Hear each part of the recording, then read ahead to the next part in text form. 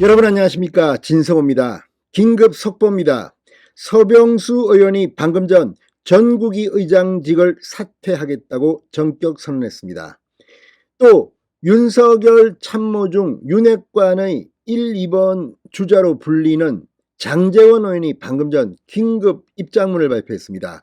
윤석열 대통령 정부 하에서는 어떠한 임명직 공직을 맡지 않겠다는 겁니다. 국회의원직에만 몰두하겠다는 뜻으로 해석됩니다.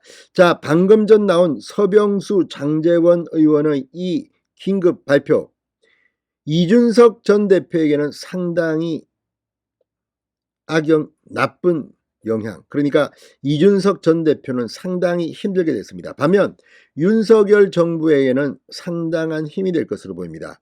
무엇보다 새로운 비상대책위원회를 구성하기로 국민의힘 의원총회가 추인했는데, 이걸 사회를 맡아야 할 서병수 의장이 나는 이 전국위를 소집하지 않겠다고 버텼습니다. 그렇지만 여론이 심각합니다. 초선 재선들이 잇따라 서병수 의장에 대해서도 이 전국위, 상임전국위 소집을 요구했습니다.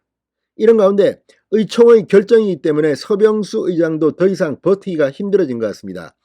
한때는 서병수 의장이 진행을 거부하면 부의장이 대신할 것이다, 이게 법적으로 맞느냐 틀리느냐 법리적 논쟁도 있었습니다. 그렇지만 이제 서병수 의원이 의장직에서 사퇴함에 따라 새 비대위 구성 절차는 순항을 하게 될 것으로 보입니다. 진성호의 직설 시작합니다. 방송에 앞서 아직 진성호 방송에 구독자가 아니신 분은 붉은색 구독 버튼 눌러주십시오. 더 좋은 방송으로 보답하겠습니다. 자, 서병수 국민의힘 전국위원회 의장이 방금 전 전격 사퇴했습니다. 오늘 국회 소통관에서 기자회견을 열고 서 의장은 저는 지금 이 시간부터 이 전국위 의장직을 내려놓겠다고 밝혔습니다. 서병수 의장은 전국위 의장직을 내려놓는다는 것은 상임전국위 의장, 전당대회 의장까지도 내려놓겠다는 얘기다, 이렇게 말했습니다. 그러면서 저는 일관되게 직무대행 체제로 가는 게 옳다, 비상대책위원회 체제로 가는 건 잘못이라고 주장해 왔습니다. 그러나 전날 의원총회에서 비대위로 가는 게 결론 났다고 말했습니다. 자, 그러면서 제 소신과 생각을 지키면서도 당에 불편을 주거나 당의 지도부가 가는 방향에 걸림돌이 되지 않을 수 있는 방향이 있을까 고심한 끝에 이렇게 저희 직을 내려놓는 게 타당하다는 결론을 내렸다고 덧붙였습니다.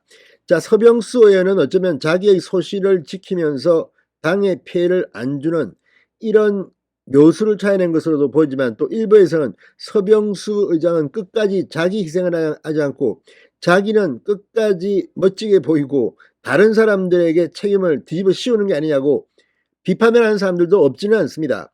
아무튼 그럼에도 불구하고 서병수 의장 지금 5선 의원인데다가 나이를 보고 여러 가지 상황을 보면 다음에 또 출마하겠습니까? 모르죠. 그러나 이런 상황에서 굳이 이렇게 몰리는 후배 의원들에게 왜 당에 걸림돌이 되냐고 비판을 받는 상황에서 의장직을 내려놓은 것으로 보입니다.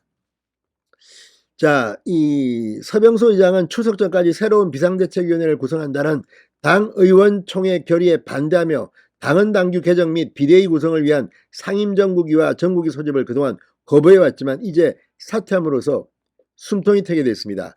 자, 또 한편 오늘 갑작스럽게 장제원 의원이 이 입장문을 내고 윤석열 정부에서 어떠한 임명직 공직을 맡지 않겠다고 선언했습니다.